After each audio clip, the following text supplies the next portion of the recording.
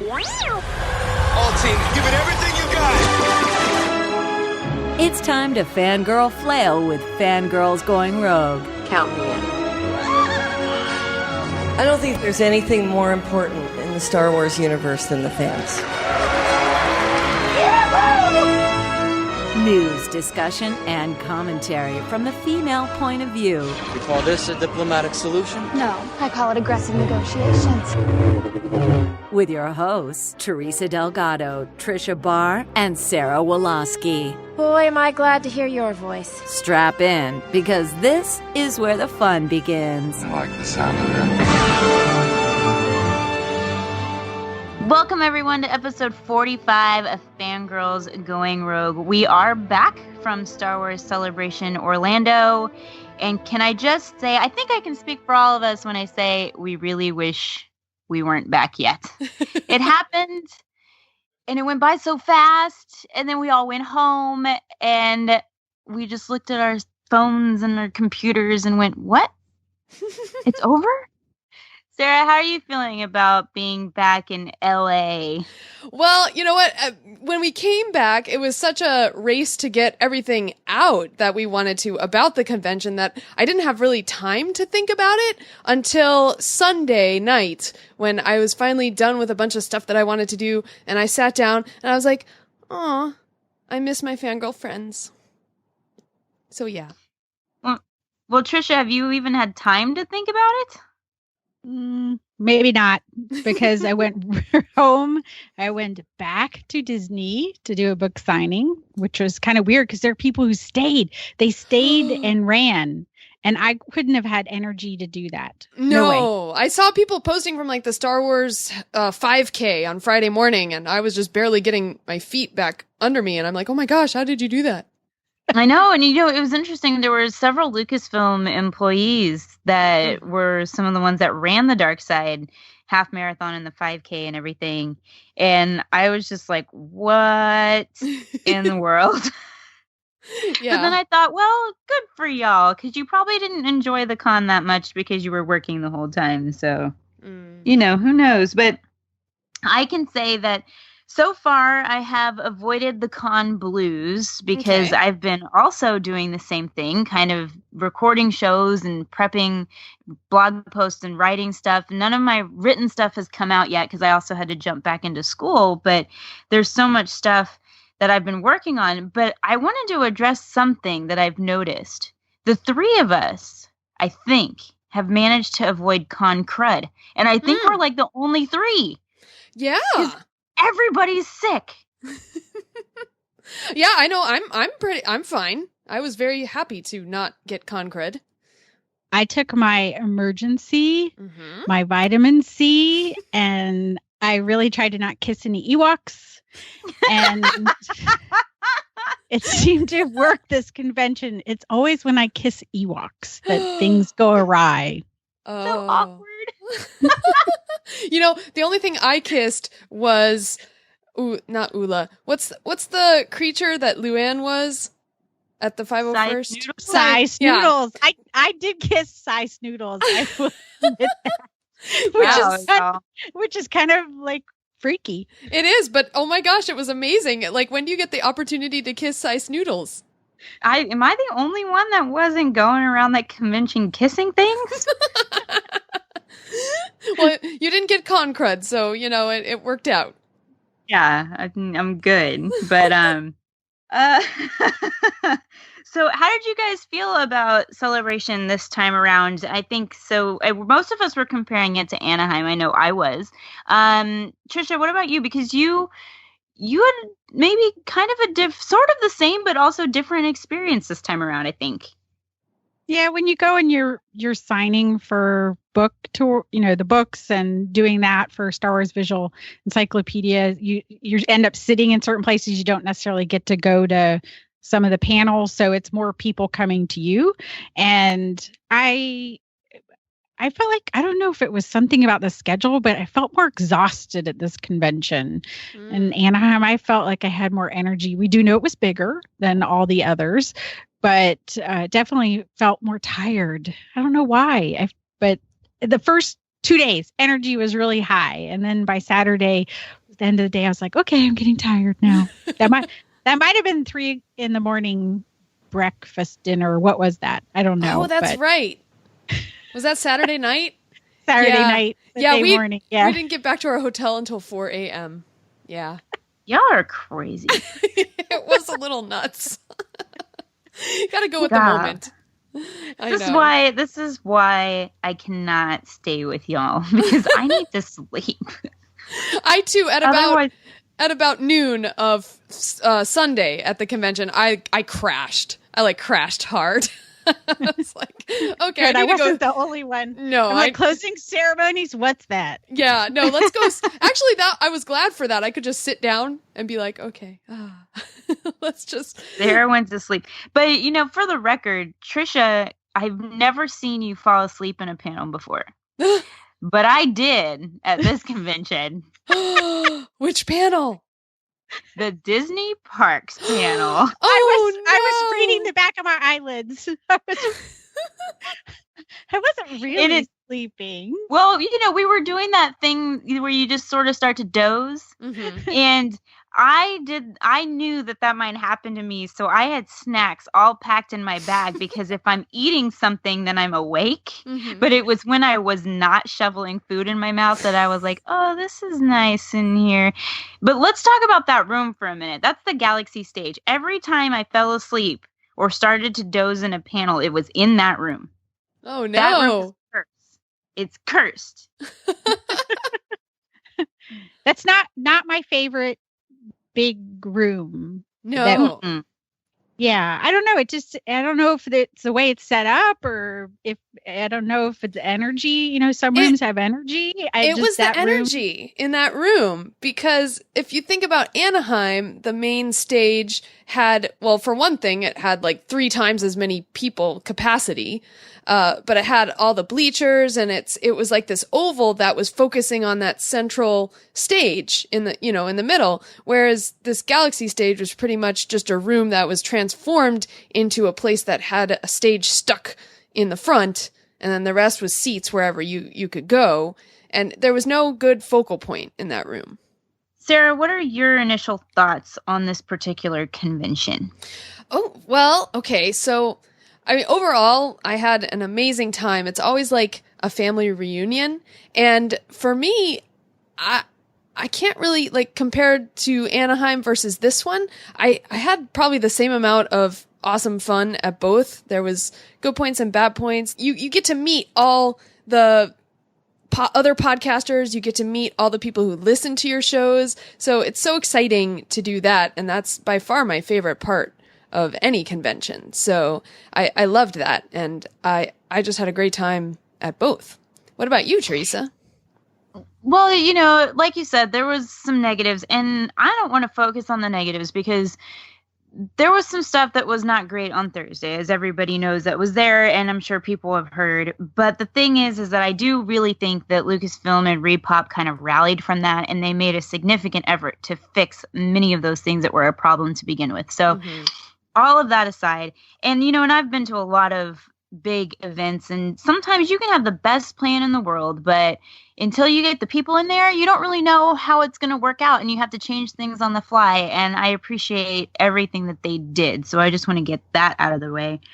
But we might want to, just because there are people who weren't there who might be listening, who don't know what happened, why some people, there was a lot of people who got in line and got line jumped the first day. The first 2 days. Yeah, the first 2 days. I talked to somebody at my signing who was 1,400 in line for the 40th and did not get into the panel because that's how bad the line jumping was. So, yes, it got better, but there was definitely a lack of organization at the beginning of the convention, which is weird because you would think that they're not familiar with that convention center or the process. So right. Yeah. So that's what happened. That's where some people, a friend of mine went for her first convention, her words to me that it was a the first 2 days was a poodoo show, and she would probably never go back. And I translated that into Arabesh or something. Hut. But I always have to remember that we want to make sure that everybody comes and gets to learn how to experience the wonderful things that happen. Yeah, there's just there's so much more to it. And yes, there was trouble with lines, there was trouble with security, there was trouble with a bunch of things. I did hear that they did lose a bunch of their volunteers. They came and they got their badges and they got their t-shirts, and then they never showed up for their shifts. Oh no. So I did hear that was part of a problem. And being a volunteer coordinator for things like South by Southwest, which I have been, those kind of things can happen. And you sort of have to take into account how you hand out what we would call a perk to a volunteer. Yeah. Because if you hand them their perks at the beginning, you're giving them the incentive that they wanted to be able to work the convention. And that doesn't always work. So there were some things, and there was lots of problems with lines. I think that those were kind of the primary things. Also, the wristband system was new for some people, and so that was a little bit difficult, especially if they haven't been to like New York Comic Con or to Celebration in London, and they didn't really know how to navigate that.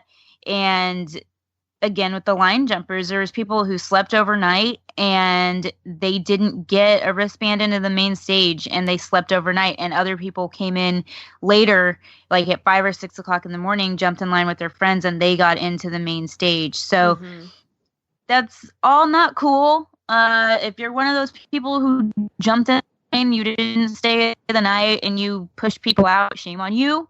Not cool. Don't do that. Right. Not a good thing. But all in all, though, I think a lot of people ended up having a really good time.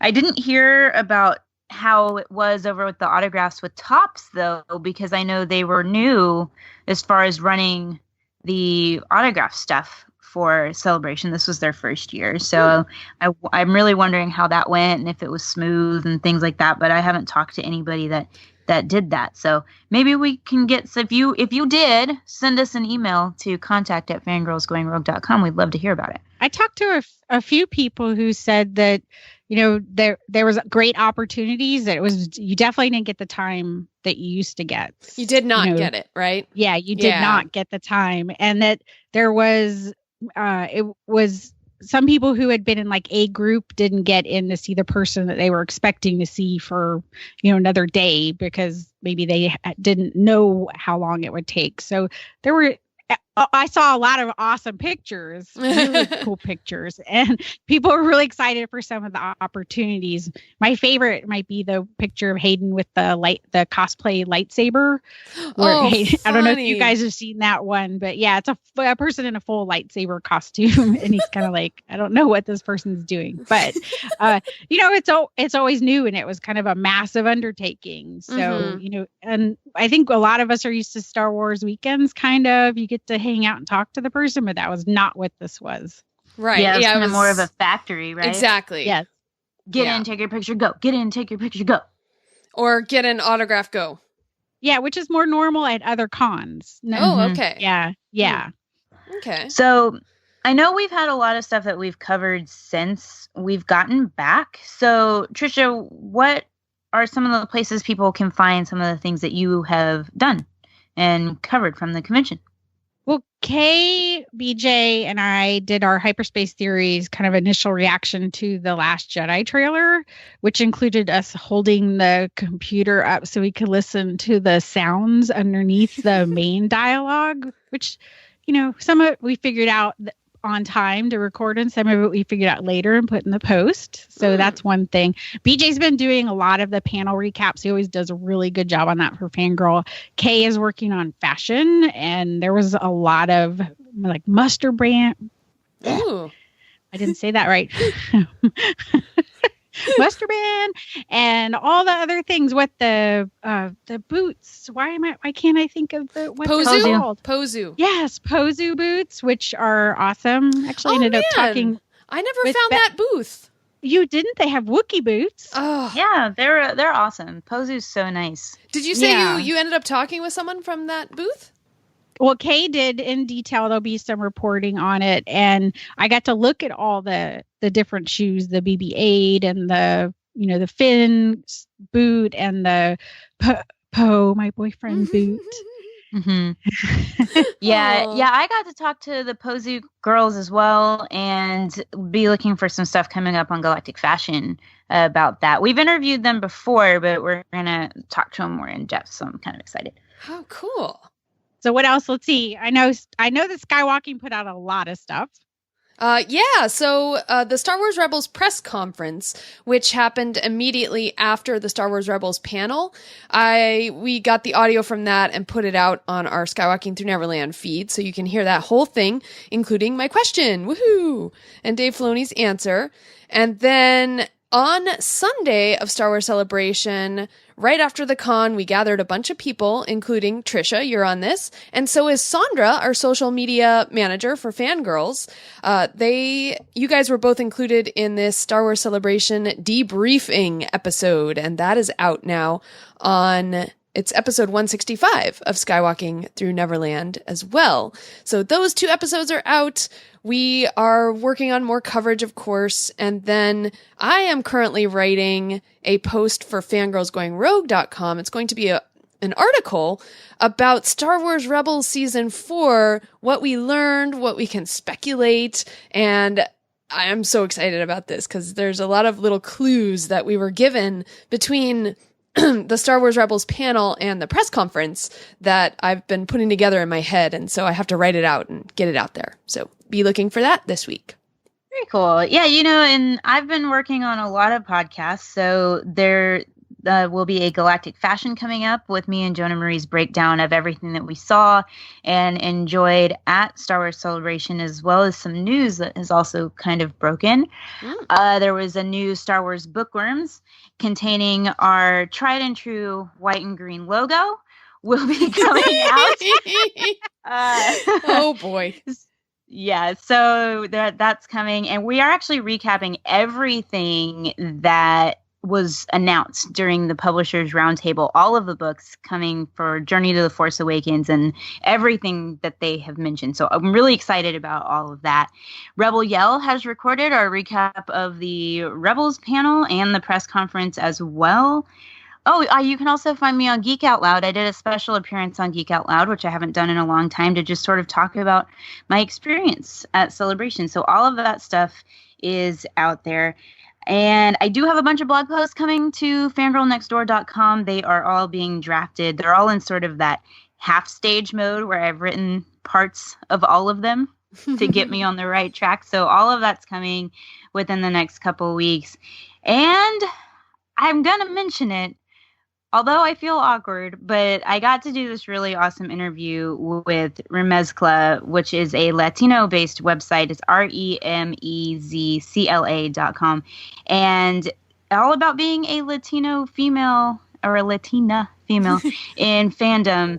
And I really didn't know what this article was going to be. I just sort of answered the questions, and then it came out. And I'm a little bit overwhelmed by it and by the response from it on Twitter. It's been crazy how many people are reading this and sharing it on Facebook too. It's crazy. So thank you everybody, because that's the first time I've done anything like that ever. She's a maven. And the last time probably I will ever do anything. Not likely. You'll do it again. When you're a maven, that's what happens. Yes. So anyway, let's talk about some of the things that went down. We're going to first talk about our biggest moments of Star Wars news and panel highlights. And we'll just kind of go in a circle, alternating. And we've each picked 2 for you guys. So we'd love for you to share. So as you hear these categories, make a mental note so that you can send us an email about what your picks would be. So this is our biggest Star Wars news and panel highlights from Star Wars Celebration Orlando. I'll start. Seeing John Boyega and Daisy Ridley together was just to die for. Like, those two are so cute. And not like necessarily shipping or couple cute or anything, but just their friendship and the way they just look at each other. And he kisses her on the forehead. I'm just like, oh my gosh. So that was a panel highlight for you, huh? It was a panel highlight for me. And she leaned in. I know. It's like she just knew it was coming. Yeah, for the forehead kiss. Aww. That's so cute. So, Tricia, what about you? What's your first one? Well, my first one was the ways that Kathleen Kennedy and Rian Johnson talked about Carrie Fisher. And I thought we could just listen to what Rian Johnson said about Carrie Fisher and him doing some storytelling. I love her so much, man. I just adore her. And I connected with her first and foremost as a writer. You know, she's a brilliant writer, is an incredible mind, and we would sit on. I'd go to her house, we'd sit on her bed for hours and go through the script, and we would just have these kind of stream of consciousness, jazz poetry kind of like ad-lib sessions. And I would just scribble on my script everything she said. And then at the end of 6 hours, there would be like a 4-word line of dialogue that would be like the distillation of all that. That was brilliant. You know, I'd be like, oh my God. You know, I learned a lot about Rian Johnson at this panel. I didn't really know a lot about him, or at this convention, I guess. And I wasn't really very familiar with him, but after seeing what he did, like with the line going into Thursday night, Friday morning, and then all the things that he said at the Last Jedi panel, I was just like, wow. I'm so excited that he's doing this movie. 3,000 autographs. 3,000 autographs.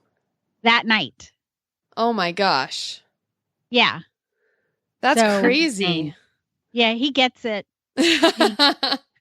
You know, and he said that back at London, that he knew that there was only some things and a little bit of luck that were between him being a fanboy in the audience and him being the guy up there telling the story. Okay. So he went and spent all night signing autographs for the people waiting in line. That's like amazing. Yeah, that is so cool.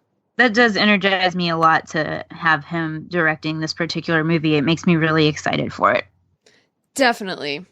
Well, one of my moments, I'm going to jump to the 40th anniversary panel, and you know me and my music. So when they had the Carrie Fisher tribute, and then all of a sudden the curtain opened to reveal John Williams over in the corner with his orchestra, you know, of course, it was amazing, and the whole room was like jumping to their feet and shouting and everything. And then John Williams turns around and he just puts his finger up.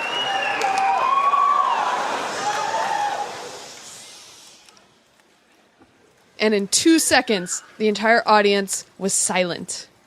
And he began he began Princess Leia's theme. So I loved that moment. It was like so much respect was there. Well, I think he's like that teacher that gets up in front of you and you just know, like, as soon as he gets up there, you're just quiet, you know? And it doesn't matter. I think for some reason, there's something about that particular individual that every Star Wars fan feels this tremendous amount of, like, if he tells you to shut up, you're going to shut up. Right. You know? So, well, my second highlight actually came from a panel I didn't even see live. I did watch the stream, though, and it's from the Heroines panel. And Dave Filoni had told us that this panel was going to be so exciting and there was going to be all this stuff. But what he didn't say to us was just how much he loves the heroines of Star Wars. I mean, we know that. But getting to hear him talk about all of these female characters and the actors and that play them and all of that stuff. But even more than that, him talking about his crew behind the scenes, and he made one statement in that panel. And if you're going to write a female character, and honestly, you know, if you're a guy like me, the first thing you have to do is listen. Stop talking and listen to what these women have to say. And I'll be honest, it's harder than you think because you're not wired that way when you're a little boy.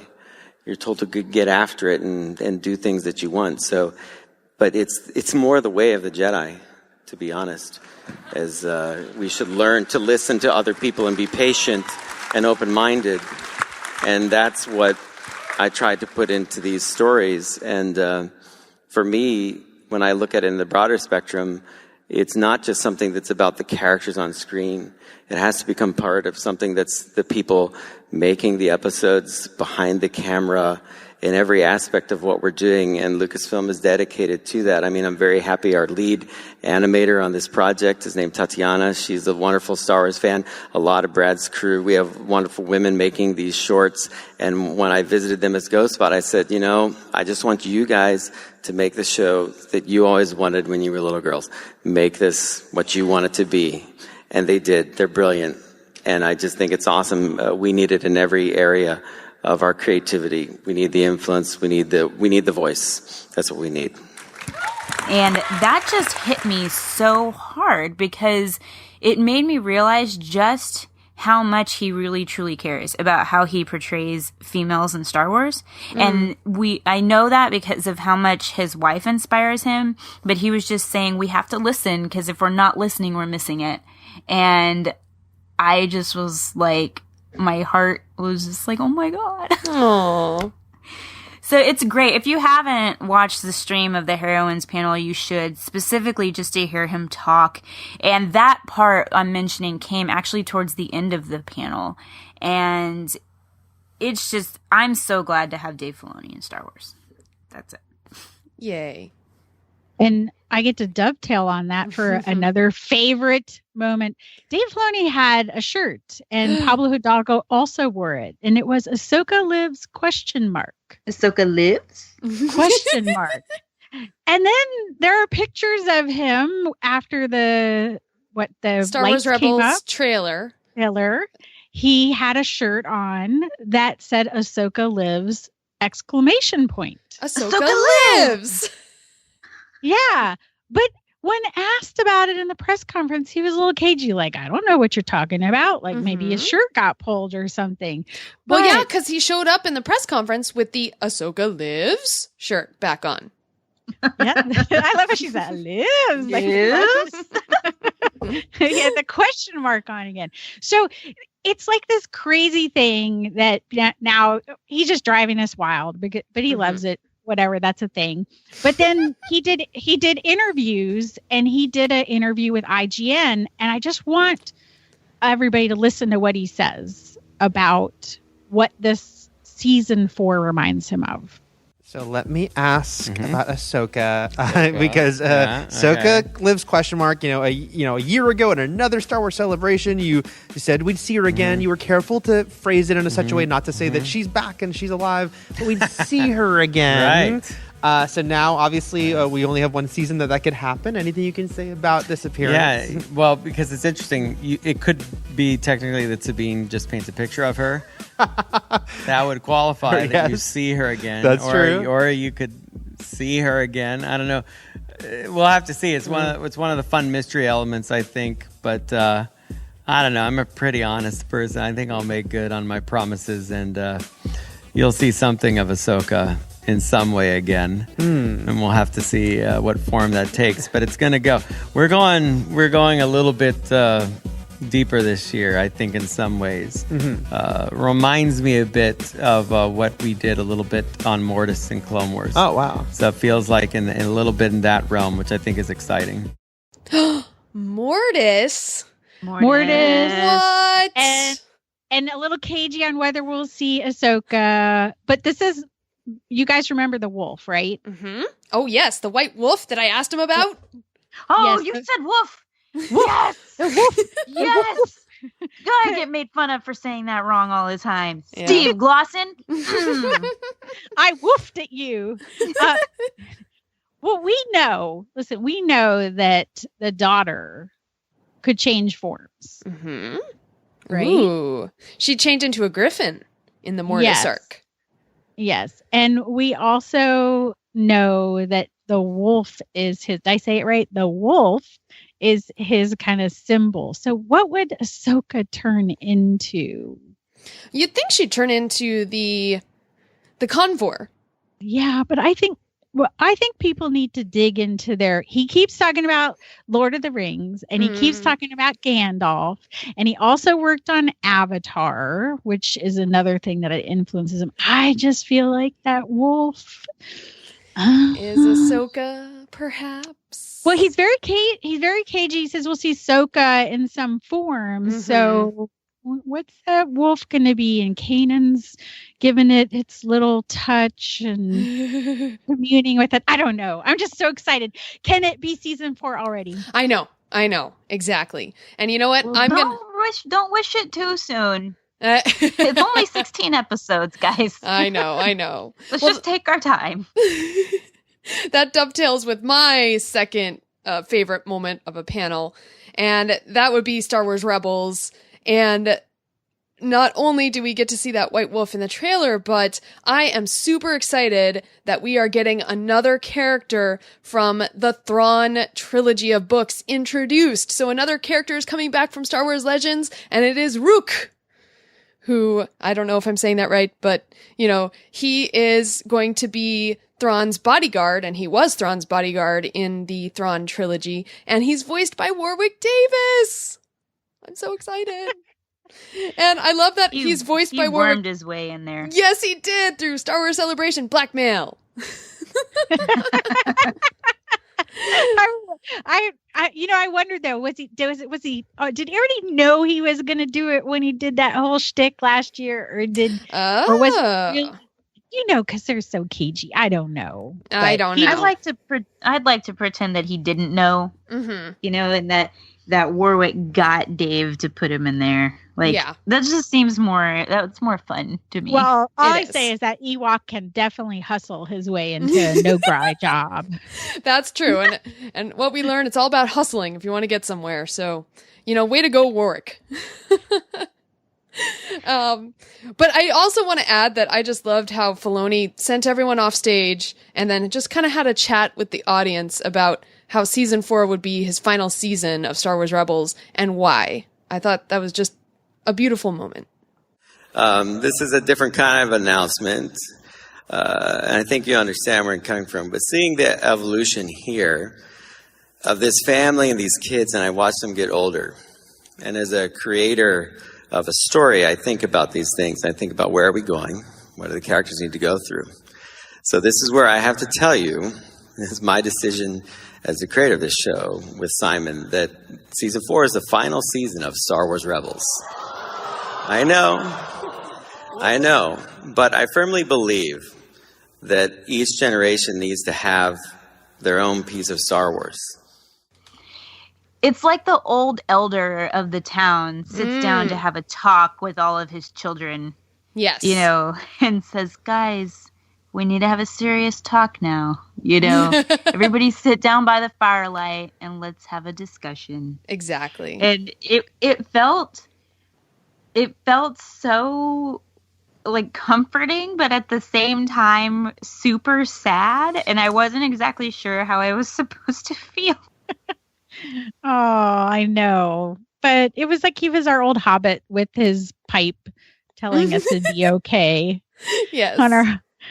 There'll be more journeys, because the end of the Clone Wars is really hard for a lot of fans because a lot of people were they just kept believing that this will go on for as long as they can tell the story. That was always what we were told, but there were all sorts of things going on behind the scenes, and nobody could say it's ending, and nobody could say why, and they made a decision to end it, and they didn't really get to take it to maybe the conclusion they wanted to. So it was hard. So it was much better. Just like, okay, you're going to be okay. There'll be more stories, but this story is the journey that we planned, and you're going to get the story that we planned. Oh, that's exciting. I'm actually really excited for that. Mm-hmm. Totally on board. All right. Can I cheat and put one more favorite panel Sure. moment? Okay. All right. So my favorite panel moment is the fact that any moment I got to share with you guys, in any panel, pretty much. So even from our Fangirls Going Rogue podcast stage to, what was it, the Star Wars Rebels panel, we were all sitting together. It was just really fun to share all those thoughts and feelings that we were feeling, at the same time and live in person. I just love that. Is it just that we were, or the picture of us when we went up before the Last Jedi panel, did that make it on a recap or something? It did. It made it into the closing ceremonies. That's right. Yay. It's pretty cool. It is pretty cool. So let's dive into our 3 biggest personal highlights from the convention.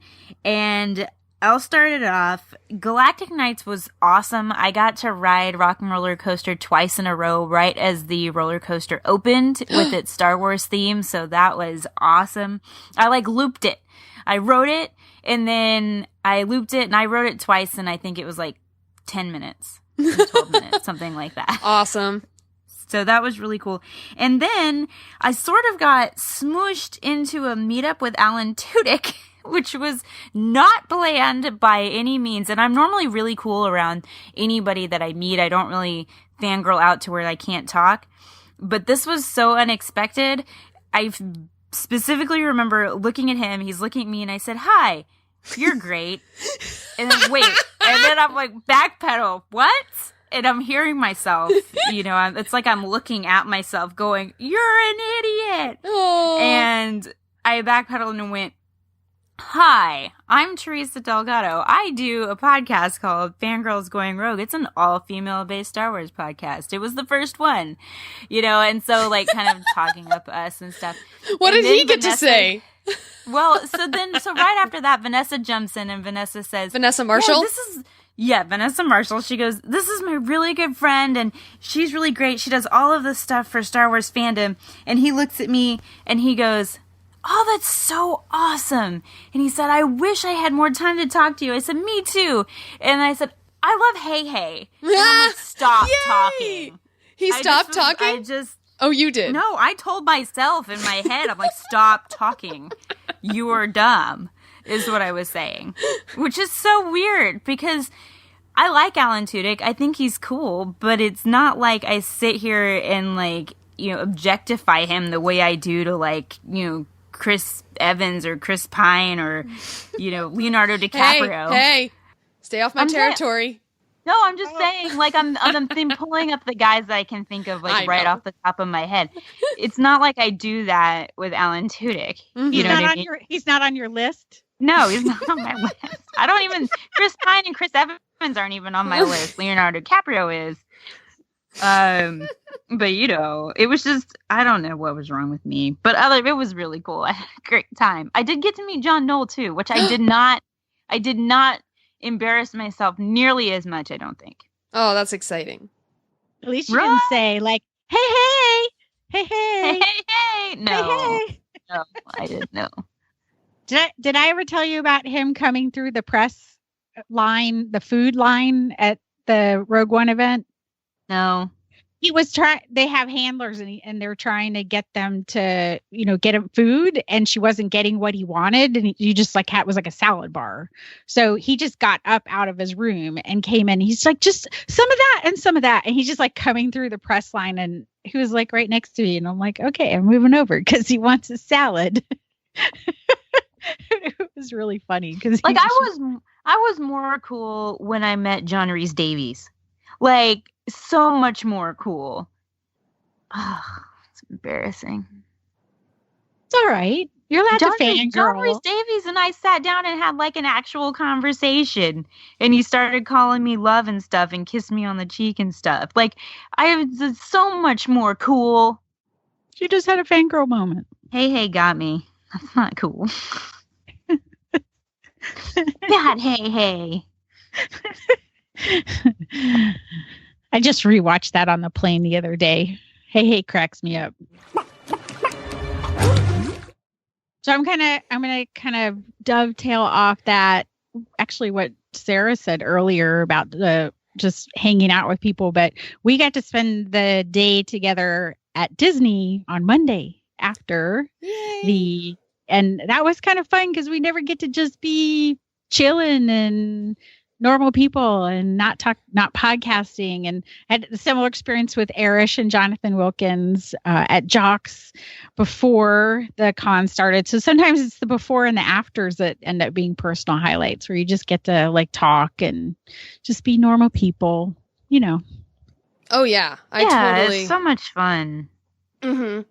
Yeah, I totally agree with you there. And I actually love the fact that we got to meet Sandra finally in person, or I did. Had you guys met her before? No. That was my first time meeting her in person too. Yeah. Yeah, so I was super excited to meet her. She's so nice.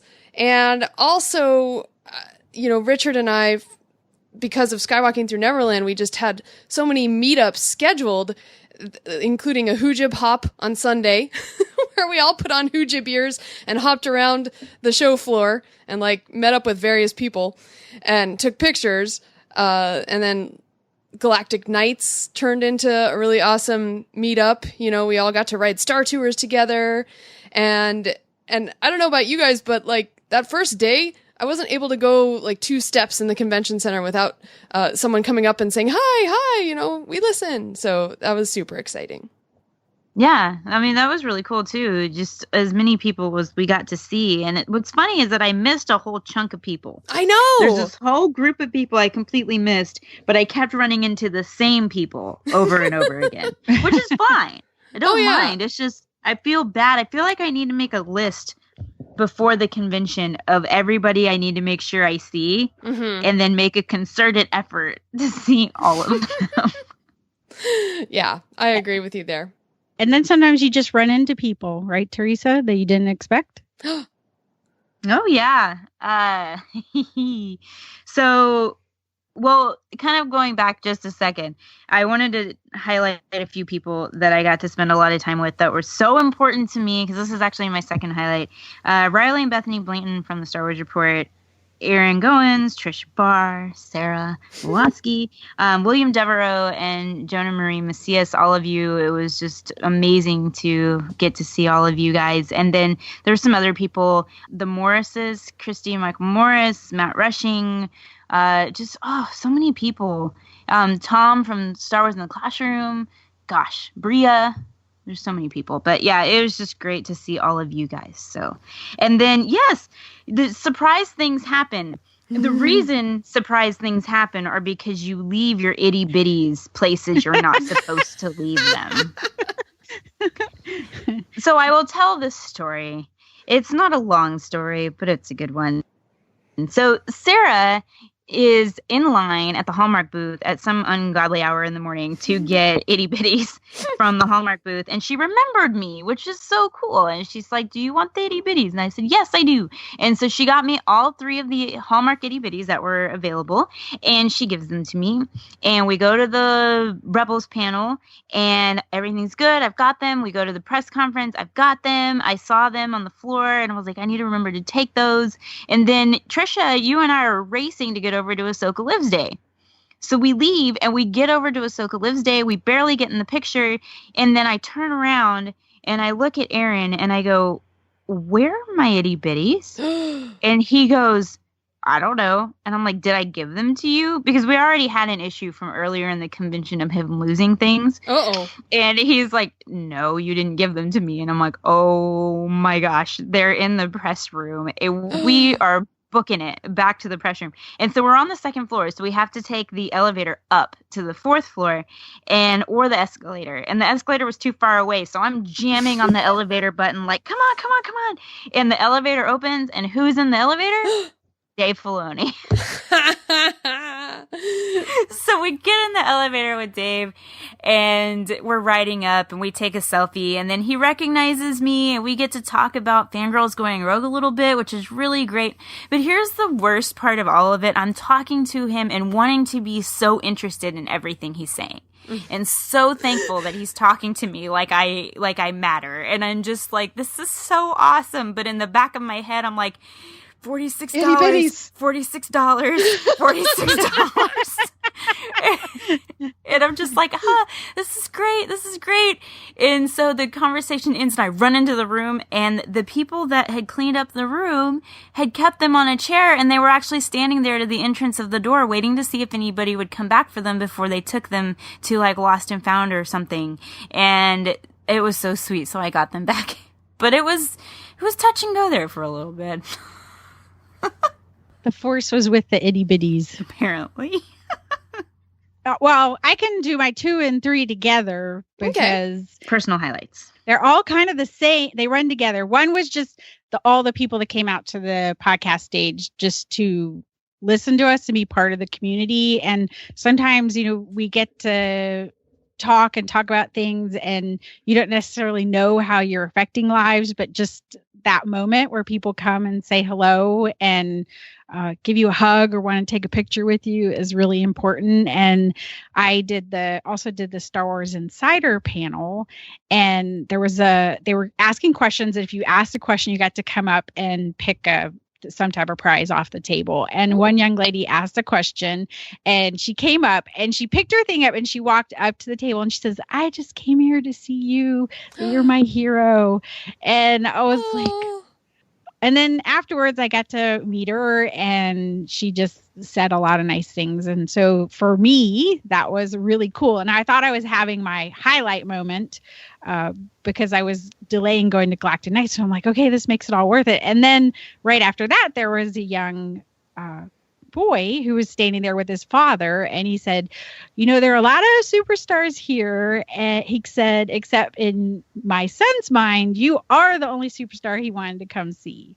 And so he asked if he could take a picture with me. So by the time I got in the cab to go to Galactic Nights, I was in tears, but in a good way. So thank you to everybody, be it at the podcast stage or people like that who come to a late night panel and say hello. Oh, that's so amazing.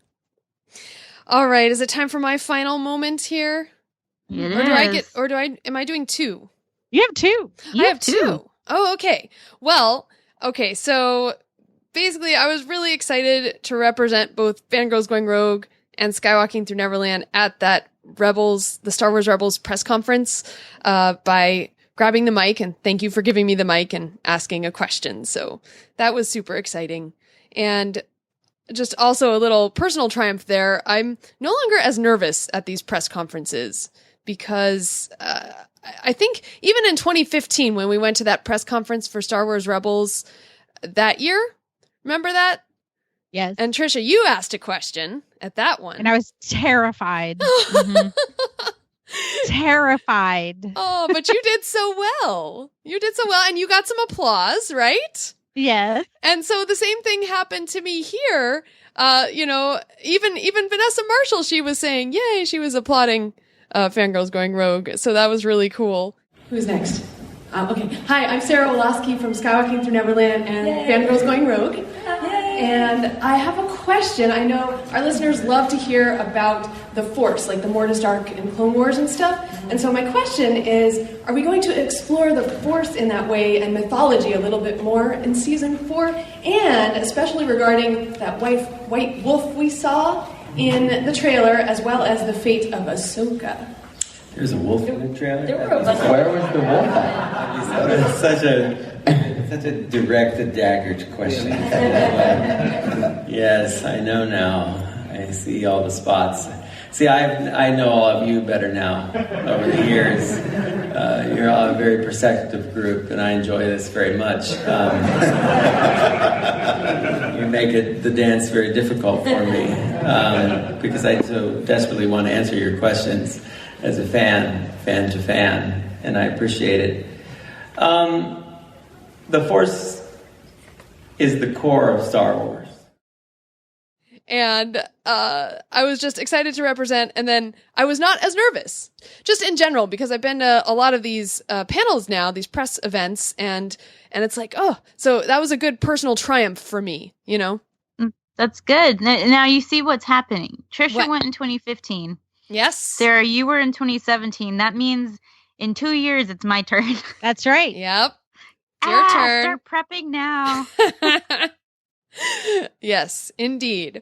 All right. And then, so my final personal moment here is a little like Teresa meeting Dave Filoni at the elevator. I was at the Drowning in Moonlight Gala event, and there was a whole bunch of authors waiting to go up and have a little panel talking about Carrie Fisher, and Timothy Zahn was among them. So he's kind of like my personal hero because being a Generation 1.5 Star Wars fan, his books are what helped me really stay with Star Wars through the dark times and really kind of made me a Star Wars fan because I was such a bookworm too.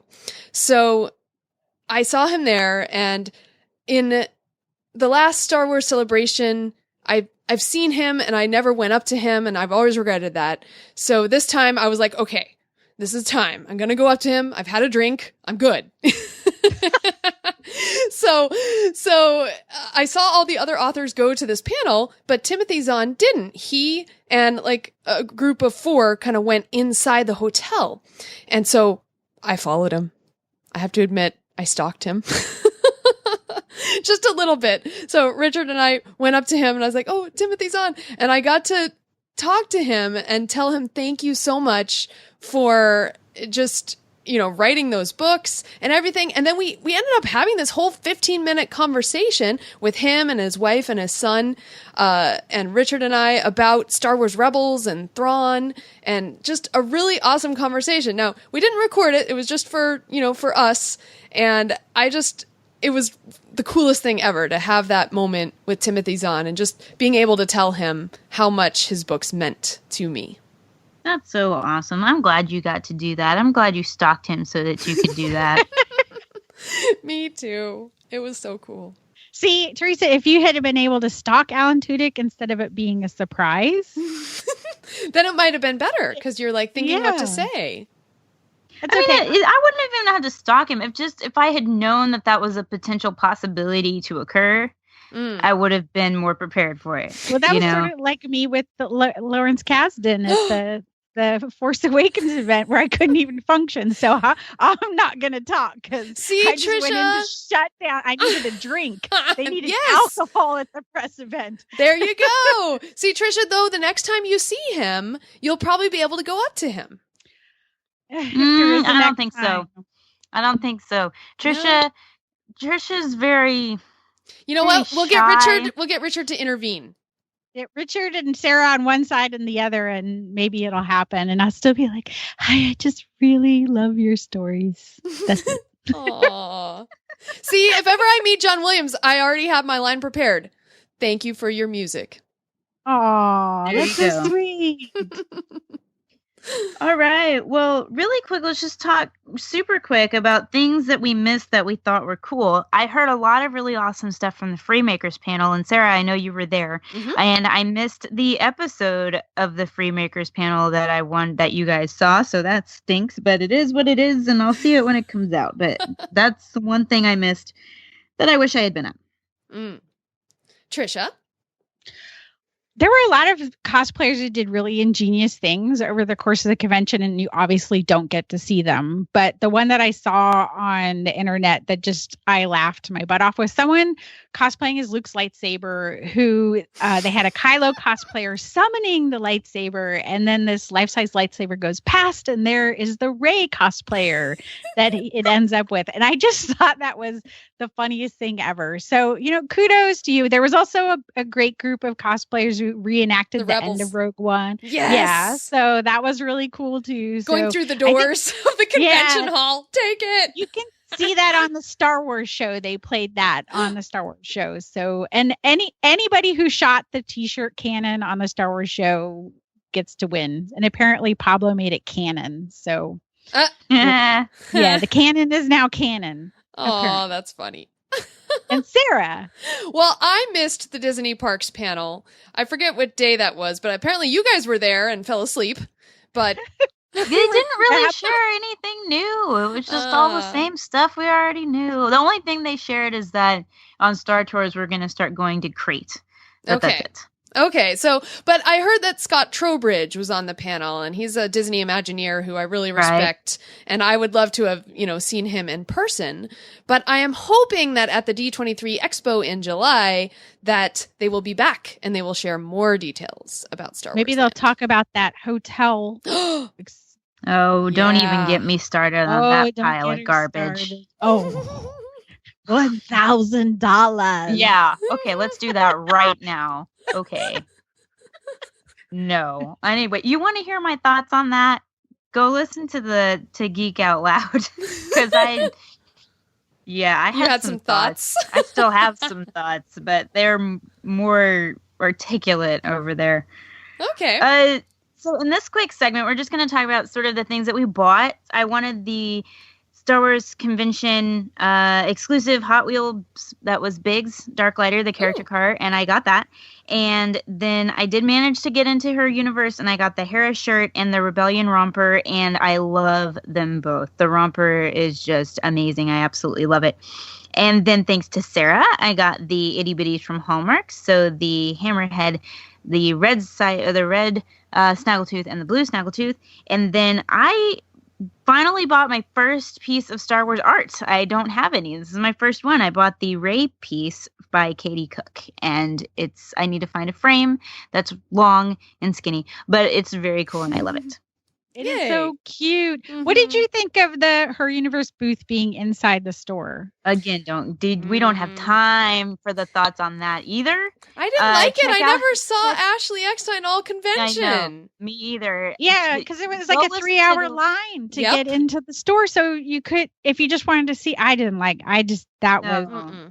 saw her either, but I just wanted, you couldn't even just go see the shirt. So if you're listening, please don't do that again. Please don't do that again. And again, if you guys want to hear more thoughts on that, Jonah and I dive into that pretty deep on Galactic Fashion. That's coming out in April. So I got the Galactic Knights BB-8 shirt that was kind of BB-8 in a constellation. That was cute. Oh, yeah, it was cute. Does it glow in the dark? I think it does. I don't know. Does it? I don't know. It looks like it should. Well, I guess I'll find out. Yes. I also got the Force for Change Rey shirt, which is the first Disney Parks Force for Change shirt that I actually liked, because the other ones were just like the logo. Mm-hmm. So this one was cool. I also had the Hera shirt, which I've worn twice, and the Cold Shoulder Ship's dress from Her Universe, which I wore out on the book tour. And I managed, with a little help, to snag the Leia art that sold out from the pre-sales for the art show that was called For Carrie by Russell Walks. He had a few left, and it was if you got there early and fast. So BJ helped and ran because he didn't get into the 40th panel. So he went over there and got that artwork. And I also got the Ahsoka art from Lindsay Bush. Yay. Well, I also got the Ahsoka, the Japanese-inspired Ahsoka print by Lindsay, and that's my first Star Wars Celebration artwork. So, yay! High five, all of us, for getting artwork. And actually, I shouldn't say I got it, because my parents actually, when they heard Richard and I had interviewed Lindsay and Matt Bush on our podcast, because we both loved the artwork that they did, and my parents were like, hey, if you guys want an Easter gift, we'll buy that artwork for you. So yay. Thank you, parents. They were so nice. So Richard ended up getting the Matt Bush 40 Years of Star Wars Collecting piece, and I got that Ahsoka print. And then the only other thing I got, the itty bitties were for Richard, so we got those, but the only other thing I got was the Ewok plush Paplu at Galactic Nights. Yay. Very cool. I didn't even know that was out at Galactic Nights. I missed it. So darn. Yeah, it was in the Star, not the Star Trader. What do they call it over there? Tatooine Traders. At the end of the ride. Okay, yes. That's why. Because I didn't go in there. Oh, okay. Alrighty, guys. Well, Star Wars is in a really good place right now, I feel like, and especially after Star Wars Celebration. So how are you guys feeling about Star Wars, and what are you looking forward to? Tricia, you go first. I felt, again, Kathleen Kennedy made a lot of comments about Star Wars belongs to the fans, about listening to the fans. And that always makes me feel really happy that they know where they, because sometimes big franchises end up serving kind of one person. I'm coughing Superman, DC. And I feel like Star Wars has a better handle on where they need to go, and that their fans are a big, diverse group of people. So, and that's the vibe I got out of the whole celebration. So I was happy for it. Awesome. Sarah, what about you? Yeah, for me, I feel like Star Wars, I mean, there's always something to look forward to now. We got new books coming out. We have the new movies. I mean, right now, I am listening to the Thrawn novel via audiobook. I'm like super into that. I've got like 3 hours left, and it's like, all I can do to keep from not listening it right now while I'm talking to you guys. So I'm just excited about the storytelling and where that's headed. And also I'm looking forward to the D23 Expo, which this year, unlike other years, has definitely branded itself as Disney, Star Wars, Marvel, and Pixar. Like 4 separate images, 4 separate things that are on the poster. So I'm thinking we're going to hear a lot of Star Wars news there. Mm-hmm. Yeah. Yeah, probably. So I'll be bringing you that coverage on here, Fangirls, and also Skywalking Through Neverland. So yay. So I'm really excited about Star Wars right now, and I'm actually really excited about the next animation project that's coming up with Star Wars, which is Forces of Destiny. They announced it right as the convention was starting, and then it was a big highlight of the Heroines panel that we didn't get to go to. But I mean, I know they're shorts, but for me, I'm seeing DC superhero girls like testing it out. They've got a toy line, and I think it could be something much bigger. I think this is just like a test, and we'll see how it does, and I bet you it does well, and the toys sell out and everything. And then they're like, oh, hey, we should make this into a full-blown show. And, I would die. Oh, my God, I'd be so happy. But, like, the colors are gorgeous. I love the way that it looks. It kind of actually reminds me a little bit of the Rapunzel style for the new Tangled series a little bit, which is growing on me, and I'm starting to really like that. And the potential for these characters to interact with each other, oh my gosh, so pumped. So pumped. Yeah, we need all these figures. We need all the little dolls. I'm so excited. We need all of them. Every one.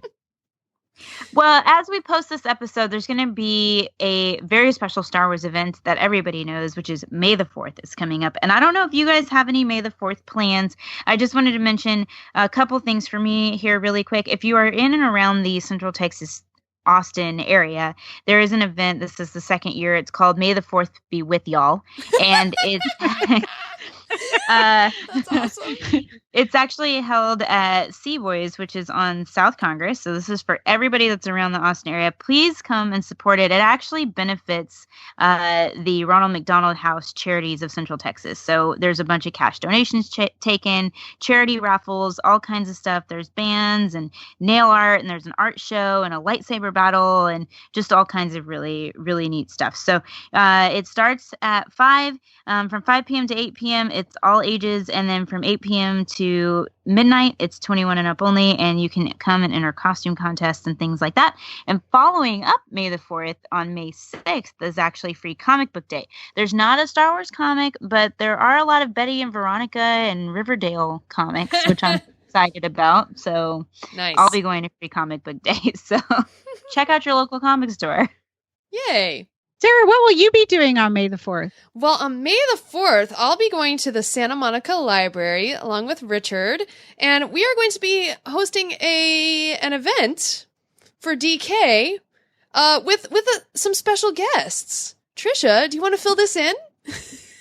It is going to be one of the few places where you will be able to get all 3 authors of Star Wars: The Visual Encyclopedia sitting down in one place to sign the book. And I know some people are really into getting all the signatures. So there you go. That's where I will be on May the 4th. Woohoo! And we'll be there too. Cool. It should be fun. Cool. Do we have time to do like a panel too, or are you just going to be signing? Oh no, we get to talk. We have trivia and all sorts of things. So it'll be kind of like the one that we did in, was that Carlsbad the one year? Yeah. Mm-hmm. Yeah, 2 years ago. Yeah, so I think it'll be fun. Those kids are really tough on the trivia, man. Almost embarrassing because they get it more right than I do. Like I have to look it up. Yep. Oh man. All right. Well, we are excited to join you in that. And Teresa, we wish you could come. Well, I do too, but I actually do get to see Tricia this week. So I get to see her on Wednesday, Yay! 2 days from this recording. So by the time you guys hear this, I have already seen her, had dinner with her and Adam Bray, and then said goodbye again. But I'm really excited. Be looking for paparazzi photos. I will be taking pictures. Yes. Let's roll into shout-outs. Shout it out to the social media from Teresa and Tricia and Sarah. Shout it out, fangirl shout outs. So should we thank everybody who helped us at the podcast stage? I think we should. You know what? As a shout out this month, we definitely want to thank everyone who helped and everyone who attended the Fangirls Going Rogue podcast stage. Yes, it was an awesome event. It was super exciting. Again, it's like, I know it's 3 years in a row because, Tricia, you did some stuff in London, but for me and Sarah, it was just 2 years in a row. And it's overwhelming, you guys, that you show up early, you fill up, people are sitting on the floor. It's just crazy to me, and I couldn't be more thankful, as the rest of the girls would agree, that you guys just take some time to come and see us talk, which is so awesome. And then all of you that helped us, too. Well, we did Riley and Bethany Blanton from the Star Wars Report. I got to do the show with them together in London, but they've both been at our podcast stage, and Bethany's been on both times. Oh, yeah. And Riley has been our sound, and Richard's been our introduction and did it all as planned. And Sandra kind of kept us all sane and kept things going. And who else? We had photographers, 2 of them. Yeah. Brian Sims and Ryan Stampley, right? Yes, both did photography. And then Patty helped us with just keeping everything going. And Matt Clifton helped also with keeping everything going as far as volunteers and handing out raffles. And was there anybody else who was? I know Sandra had the bag for the raffle bag. So, I mean, it takes a lot of people. It kind of takes a village. Yeah. Yes, it does. And we're just so grateful that you guys are all willing to help. And it's so fun to see everyone and even the little kids who come to our show as well. I think it's so cool. And do you know who else showed up at our panel? Who? We had a special visitor in Mary Franklin. Ooh. And if people don't know who Mary Franklin is, she's the lady who runs the convention and had been a long time employee at Lucasfilm and then moved to Reed Pop. So she popped in and took pictures of the show, and we got pictures from some of our listeners who noticed. That is so cool. Wow. It's crazy because when you're up there, you don't really realize what exactly is going on. And then you find out later, people are like, hey, this happened and this happened. And you're like, what? Where was I? Yeah, exactly. Exactly. So is it time to end another show and we'll go back to our sad places? Oh. Yes, unfortunately. Super depressing, though. I don't really want it to be the end, but it is the end. But you know what? We'll see each other this week and next week, soon. And we have things to talk about because we'll be talking about that Forces of Destiny for sure. Yes. And what we think's happening in Star Wars Rebels, because I know it seems like it's a long way away to September. It's really not. But it's not. Yeah. No. So we have so many things to talk about and look forward to. And then just to talk about, oh my God, the Last Jedi. And we didn't even get to talk about just seeing like Kelly Marie Tran and her character Rose. And we don't even know. So there's so many things. There's so many things to talk about. Okay. Awesome. And I'm going to say something now. Okay. I'm going to say it now. For episode 9, the 3 of us need to be in the same place watching the movie for the first time together. Come on down to LA, liningup.net. Watch it with everyone. I'm just saying, we need to be in the Chinese same place theater for the last one. Yes. Okay. So, it's a pat, y'all. It's like the now and then pat. You know. We put our hands in and like. Mm-hmm. Well, I like where your head is at. I like where your head is at.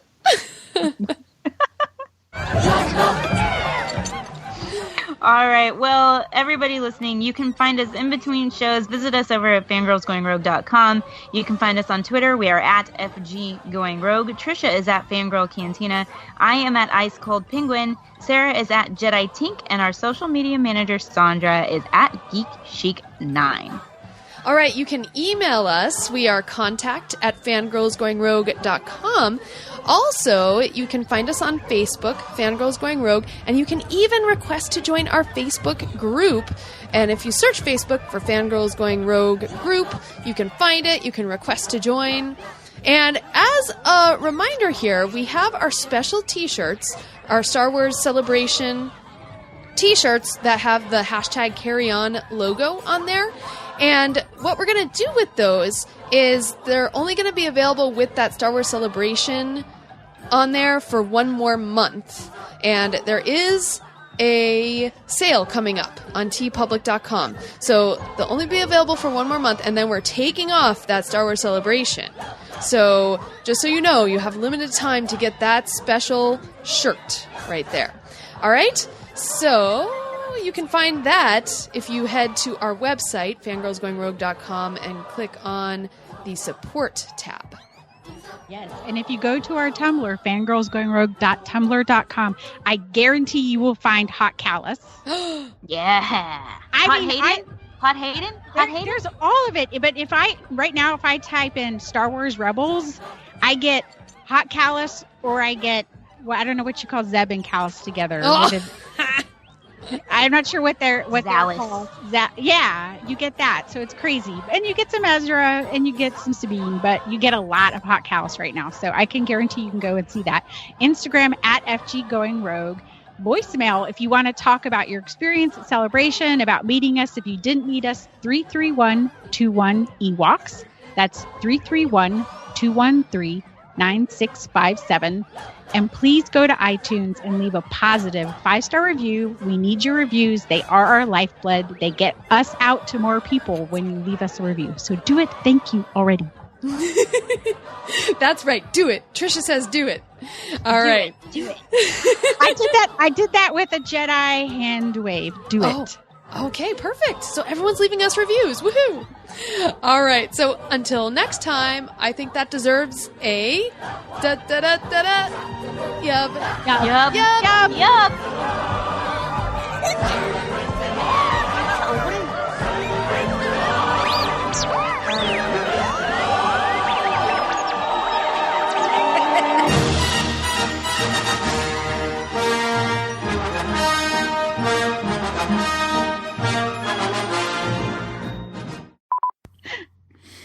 Oh, man. So, yep, that was my third highlight. Losing my itty bitties. And we lost Sarah. Oh, no. Yeah. Let's see if she comes back. Hi, kitty. Come on, kitty. Harry Potter. The girl that was watching my cat, did I tell you about this? No. She took pictures of him and put Snapchat filters on him and sent them to me. I think our audience did a great job at the podcast stage. Yep. They did. I loved that. Better than we do sometimes. We don't do it at all very well, but they did it better. Yeah, we don't do it very well. Yep.